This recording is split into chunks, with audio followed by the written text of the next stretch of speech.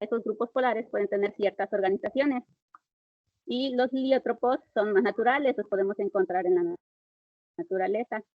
Y por eso mismo que están en la naturaleza, tienen la facilidad de poder disolverse en el agua, ya que, como pueden ver, tienen una parte hidrofílica, que es la que se une al agua, y una zona lipofílica, que es la que no se junta al agua.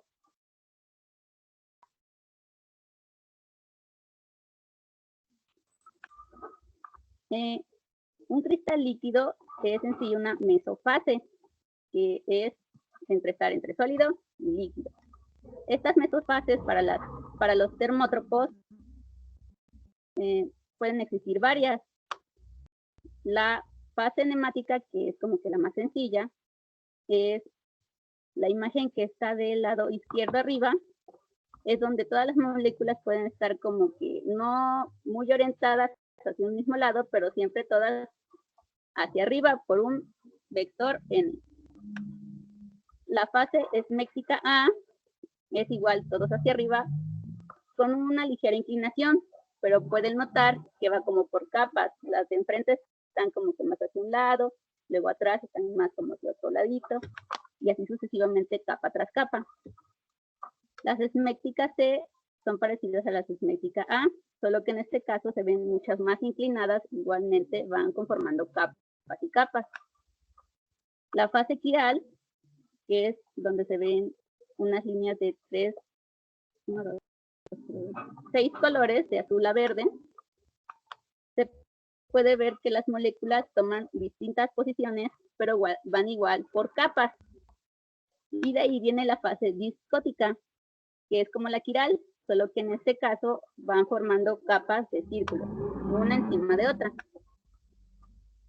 En la parte de abajo pueden ver un cilindro, que era de los termótropos.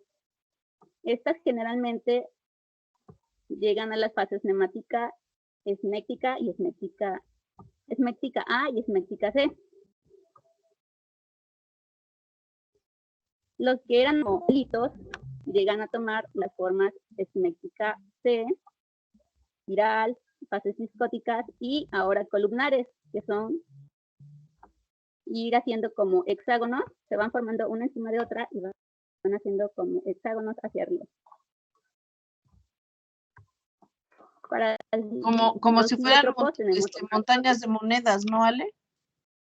Sí, como montañas de moneditas, pero van formando un hexágono. Como se puede ver ahorita en la imagen azul, que se ve el hexágono hacia adentro. Pero entonces sobre un plano van creciendo las capas sobre un plano, ¿no? O sea, está el plano en 2 dimensiones y van creciendo las capas, ¿verdad? Sí, van hacia arriba y hacia arriba.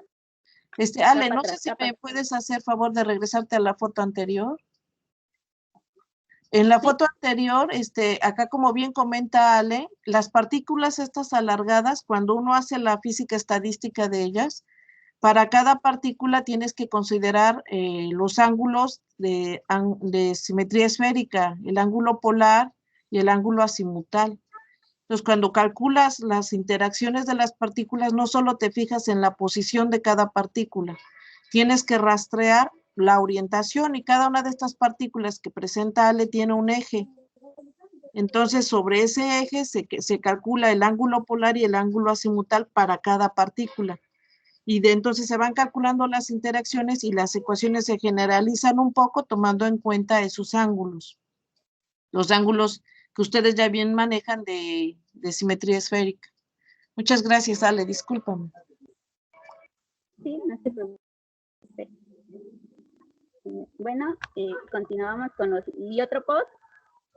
Estos tienen tipo micela, que es el circulito que tiene muchas bolitas alrededor verdes, que es una forma típica de las dispersiones coloidales. Como ya había mencionado, pues se pueden diluir en agua y esto les favorece. También pueden tener columnares en forma de rectángulo, como se ve del lado derecho, y en forma hexagonal, como se ve del lado izquierdo. Igualmente van formando sus circulitos y van en forma de columna hacia arriba, hacia arriba, hacia arriba, o rectángulos y también todos van hacia arriba, hacia arriba, hacia arriba, hacia arriba. Las aplicaciones de los termótropos generalmente se ocupan en electroóptica, ya que al generar campos magnéticos sobre ellos pueden cambiar cómo ven la imagen con el campo magnético, ya que se mueven las moléculas del cristal. También veía que pueden ocuparlos para unos cristales que son, se ve todo, le ponen un campo magnético y puedes tú ver quizás hacia afuera, pero no te ven hacia adentro, o se oscurece totalmente, simplemente con el campo magnético. Y otros son las pantallas. Aquí puse una imagen de cómo van las capas de la pantalla LCD. Primero se puede ver que ponen la luz blanca, un filtro, y después vienen los cristales líquidos. Estos, como pueden ver, pueden estar encapsulados y van tomando diferentes posiciones. Y de acuerdo a las diferentes posiciones, van a tomar un color u otro. Después de esto pasan por otro filtro y después ya podemos verlo en la pantalla, los distintos colores. Esto ayuda mucho a poder quizás también hacer un color más oscuro, menos oscuro y dar distintos tonos. Por los heliótropos tenemos los sensores biológicos como los termómetros, los colorantes, ya que como había mencionado, estos se pueden dividir en agua, elaboración de detergentes y jabones, y en la naturaleza se encuentran los holocitos, que son la capa que usan, bueno, son membranas celulares que recubren toda la célula, entonces ayudan a que no entren otro tipo de sustancias a ellos, pero ellos puedan seguir adheridos allá adentro. Y sería todo. Esa es la bibliografía. Muy bien, Ale, muchas gracias.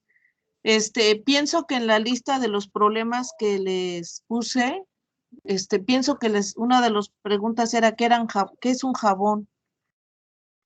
Pienso que fue uno de los temas que les di a elegir.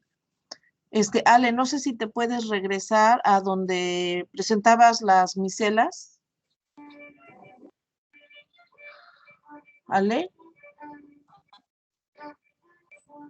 Sí, Ariana.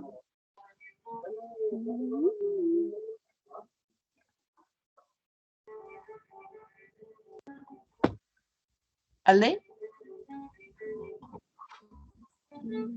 ¿Ya se puede ver otra vez? Sí, ya ahí, justo, mira.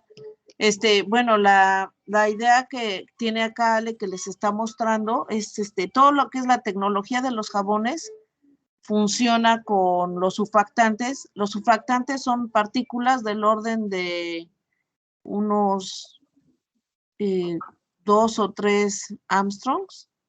Son estas cabecitas con, bueno, en el caso que presenta Ale, creo que tienen 2 patitas. El surfactante puede tener una cabeza y 2 patitas o una cabeza y una patita. Pero cuando se forman las micelas, estas esferas grandes, las micelas son, bueno, esta vesícula que está presentando Ale es muy grande y las micelas son del orden del doble, su radio es del orden del surfactante. Entonces se forman esferitas. Y cuando aumentas la densidad de partículas, estas esferas se ponen tan juntas que se pegan y hacen una transición de fase y se generan unos cilindros. Y cuando sigues aumentando la densidad, estos cilindros se empiezan a pegar unos con otros y entonces empiezan a formar planos. Ahí ocurre otra transición de fase y son estos planos que muestra Ale en la última figura. Entonces, ahí hay una serie de transiciones de fase y ocurren debido al aumento en la densidad. ¿Sí?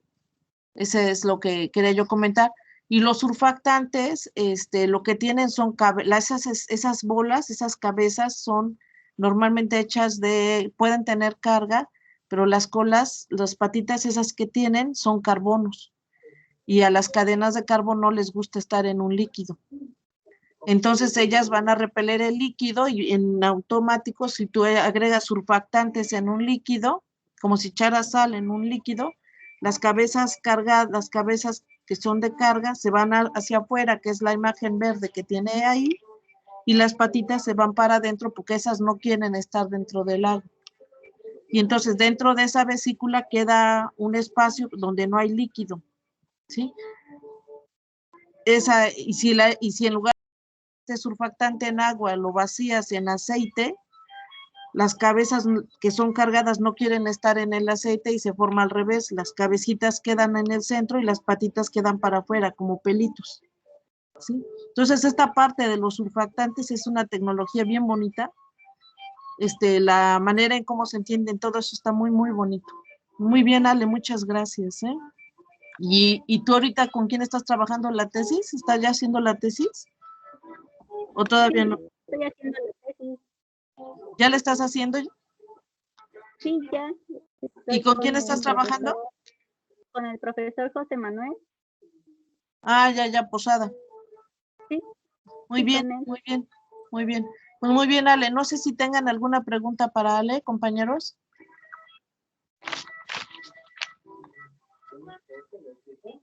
Mande, yo casi no te escucho.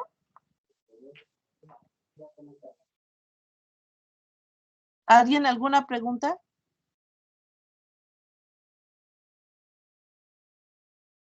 ¿Preguntas, chicos? Bueno, si no hay alguna pregunta, ¿no? Chicos, ¿alguna pregunta? Bueno, entonces continuamos con la siguiente exposición. Muchas gracias, Ale. Felicidades, ¿eh? Muy bien. Vamos a continuar con Rosaldo. ¿Está Rosaldo? Continuamos entonces con Osvaldo. Si nos haces favor, Osvaldo. Osvaldo nos va a hacer favor de hablar de qué es un sistema magnético, ferromagnético y diamagnético. Seguramente ahorita que están llevando su curso de electrodinámica, lo están viendo, y si no lo están viendo, lo van a ver el otro semestre, pero es un material que tienen que ver. Entonces, a ver si nos haces favor a César, muchas gracias. Sí, disculpe que no abra mi cámara, pero mi computadora se satura con el simple hecho de compartir pantalla. No hay problema, síguele. No hay problema, síguele. Bueno, pues como dijo la doctora, yo voy a hablar de lo que son los sistemas magnéticos. Y pues bueno, a una persona común fuera del área de ciencias y de ingenierías, que al momento de hablarle de magnetismo, pues la primera idea que viene son los imanes permanentes que se encuentran en las figuritas del refri o en las bocinas, pero ya en el área técnica nosotros sabemos que el magnetismo tiene que ver con el movimiento de cargas, es decir, las corrientes eléctricas. Estos fenómenos se encuentran ampliamente ligados y es lo que primero que vamos a ver. Bueno, tradicionalmente cuando se empieza a hablar de magnetismo, se que presenta el campo magnético inducido por una corriente eléctrica y este se comporta perpendicular al sentido en un plano perpendicular al sentido en el que está fluyendo la corriente. Entonces es aquí la primera evidencia que tenemos de que el magnetismo está ampliamente relacionado con la electricidad. De hecho, por eso se conoce como electromagnetismo. Pero en sí lo que yo voy a hablar es de cómo se comporta la materia cuando está en interacción con un campo magnético. Es decir, cuando tenemos materia en interacción con un campo gravitacional, esta es atraída por él. También cuando se tiene materia en un campo eléctrico, esta tiene cierto comportamiento dependiendo de la materia de la que se trate. Entonces, es de esperarse y es así como sucede que cuando una sustancia se encuentra en interacción con un campo magnético, esta interactúe con él. Y de acuerdo a la interacción que este material tenga con el campo, los materiales se pueden clasificar en diamagnéticos, paramagnéticos y ferromagnéticos. Pero veamos cómo es que se da esta interacción entre el campo y la materia. Como en el curso de electrodinámica 1 empezamos a ver la magnetización, lo presento como un análogo a lo que se da en los materiales dieléctricos cuando estos tienen interacción con un campo eléctrico. En el caso del campo eléctrico se da una polarización eléctrica, mientras que en el campo magnético se tiene una polarización magnética. Un punto a destacar es que en la naturaleza no observamos monopolos magnéticos, que es lo que sí ocurre con la corriente eléctrica. Es decir, si nosotros tenemos una salida de campo magnético, también tenemos una fuente de un campo magnético, vamos a tener un sumidero que está asociado a esta. Bueno, entonces, como es análogo, la interacción con el campo magnético del material da lugar a que en este caso se creen dipolos magnéticos en su interior.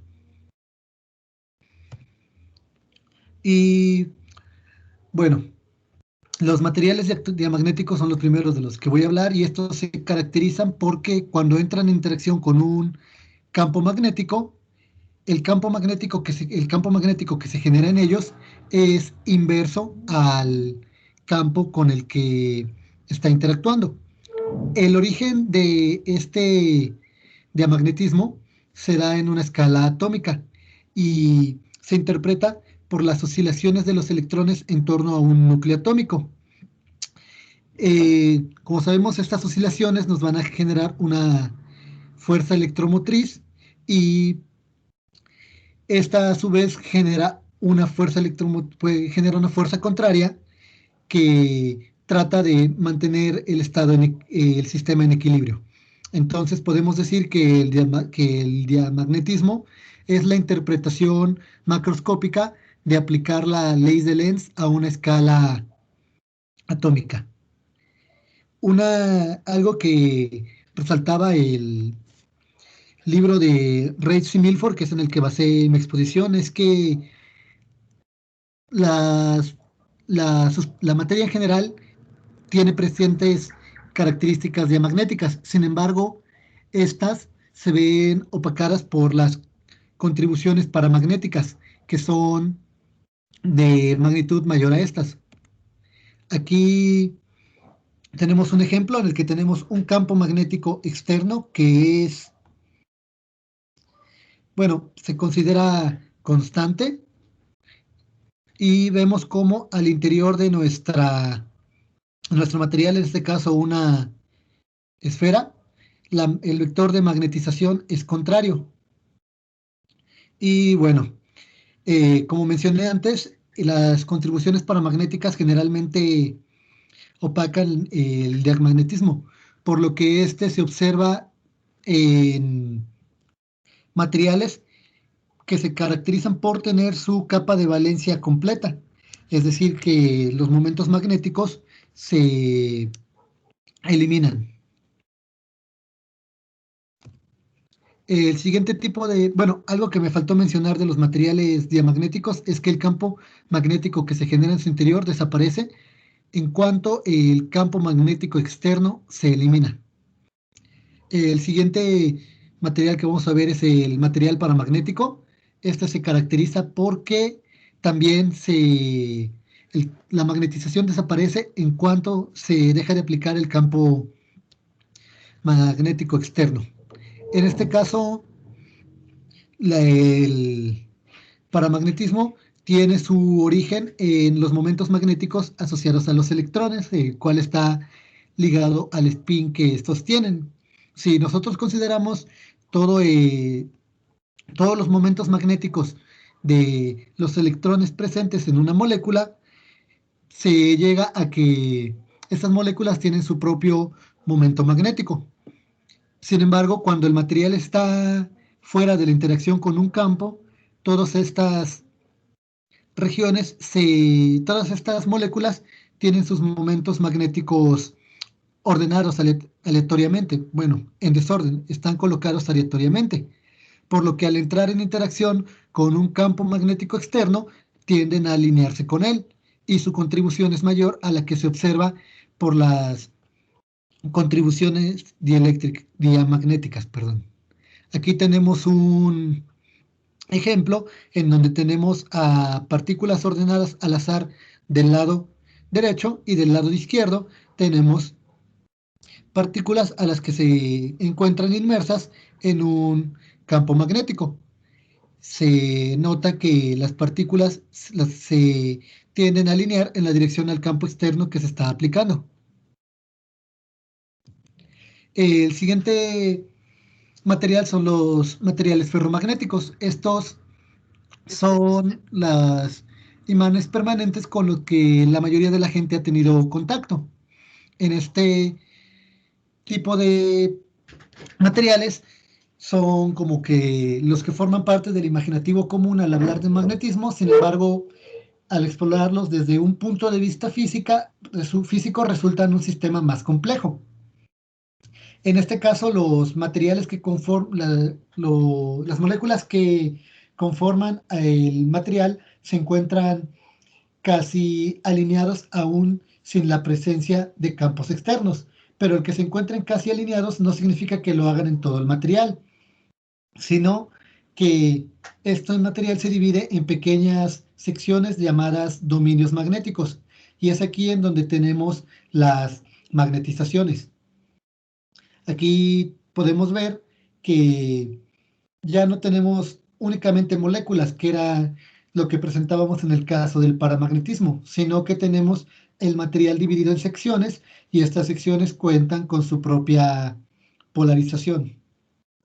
Algo que hay que destacar aquí es que cuando el material está inmerso en un campo magnético, los dominios paramagnéticos, ferromagnéticos, se alinean con este campo, y es por su característica de que los momentos están alineados aún sin presencia de campos magnéticos, que conservan su campo magnético propio aun cuando se quita el campo magnético externo, es decir, conservan el ordenamiento que se obtuvo al aplicar el campo. Y bueno, eso fue lo que yo quise compartirles. Traté de verlo desde el punto de vista molecular por el enfoque que tenemos en la materia. También se pueden estudiar desde un punto de vista macroscópico, pero dejé eso fuera. Muy bien, Osvaldo, muchas gracias. Oye, no sé si nos puedes proyectar el diagrama donde tienes unos triangulitos, unos rombos que tienen norte y sur. Claro. Este material paramagnético, como bien comenta César, del lado derecho están las partículas sin campo externo, ¿no? Y entonces estas partículas son dipolos y están desorientadas. Y en el lado derecho se observa que tienen la misma probabilidad de estar hacia cualquier dirección, ¿no? En el lado izquierdo aplica un campo externo y eso hace que estas partículas que él tiene se giren y se van a girar en la dirección del campo externo, se van a alinear. Y entonces va a haber si tenemos un campo externo, debido a la alineación de los momentos dipolares en la dirección del campo, aparece un campo adicional debido al material. Así como hay un campo de inducción eléctrico, también este es un campo magnético inducido, que es lo que están viendo en su curso de electrodinámica. Bueno, este tema de paramagnetismo lo vamos a ver la próxima semana. O sea, ahí vamos a hacer las cuentas de justamente el tema que nos acaba de hacer favor de explicarnos César, ¿sí? De esta parte. No sé si, muchas gracias César, muy bien. No sé si tengan algún comentario, alguna pregunta que le quieran hacer a César. Buenas tardes, yo sí tengo una pregunta. ¿Sí me escucha? Sí, ¿cuál? Sí. Gracias. Bueno, solamente quería preguntar si hay algún criterio que se ocupe para... Bueno, es que vi que cuando mencionaste los materiales ferromagnéticos, dijiste que cada sección tenía su propio su propia polarización, ¿eso dijiste? Sí, Sí. ¿Sabes si hay algún criterio que exista para separar el material en esos pequeños segmentos? Que creo que he escuchado que se llaman dominios. sí, se llaman No sé. dominios. No, no es que exista algún criterio que nosotros tengamos como físicos, sino que así es el ordenamiento propio que tiene el material. Ok, ya veo. Entonces solamente es como una separación que nosotros hacemos para poder trabajar con él. No, no, no, los dominios se forman de alguna manera. Si te pasas a la siguiente Sí, foto, César, aquí está. estas regiones se forman. De alguna manera, las partículas se orientan en una región y otro grupo de partículas se orientan en otra región y otro grupo de partículas en otra región y entonces digamos, en una vecindad se ve cada una de estas regiones que está marcando César. Pero eso es cuando el material de alguna manera se forman como colonias y entonces se van ordenando. O sea, ya es estos mapas que él muestra, que estos dominios que él muestra son de un conjunto, de un colectivo de partículas que se pegan, se orientan y el otro paquete se orienta en otra dirección y el otro en otra dirección. ¿Sí?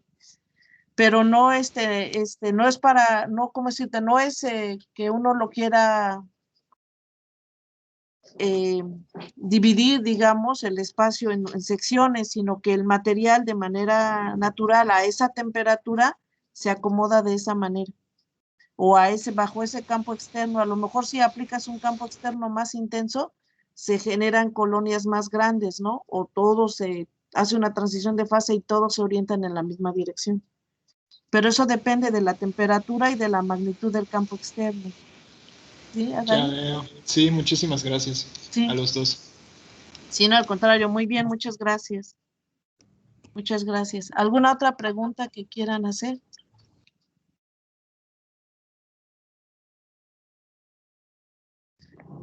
Bueno, pues muchas gracias, César. Felicidades. Entonces, muy bien, César. Muchas gracias. Vamos a continuar. Nos va a hacer favor de exponer José Luis Hernández. ¿Estás por acá, José Luis? Sí, Ah, perfecto. aquí estoy. Adelante, José Luis.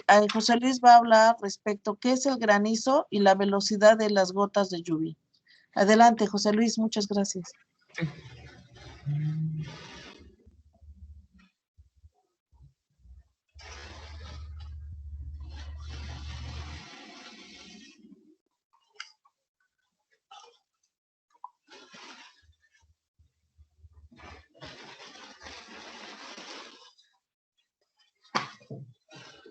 A ver, no me sale la opción de...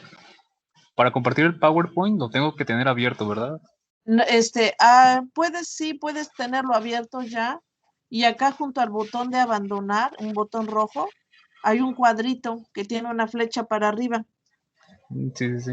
Si le picas ahí, en ese cuadrito te va a dar una flecha para abajo y te va a salir varias pantallas que tienes en tu computadora. Ahí le puedes poner que compartes tu escritorio o si ya tienes la presentación de PowerPoint abierta, le picas ahí. Sí, sí, sí. Gracias. Sí, Sí, encuentra el cuadrito con la flecha, ¿ya lo sí, sí, viste? sí. Y ahora Sí, pica. es que ya tengo abierta la presentación, pero no me sale, me parece que no está disponible. Pero lo voy a hacer por el escritorio a ver si sale. Sí, eso puedes hacer, compartir tu escritorio. ¿Ahí se ve algo? Todavía no. Comparte tu pantalla. A ver ya. Ahí sí. Todavía no. Ah, ya, ahora sí ya, se ve que ya bien. Bien. Sí, muy bien.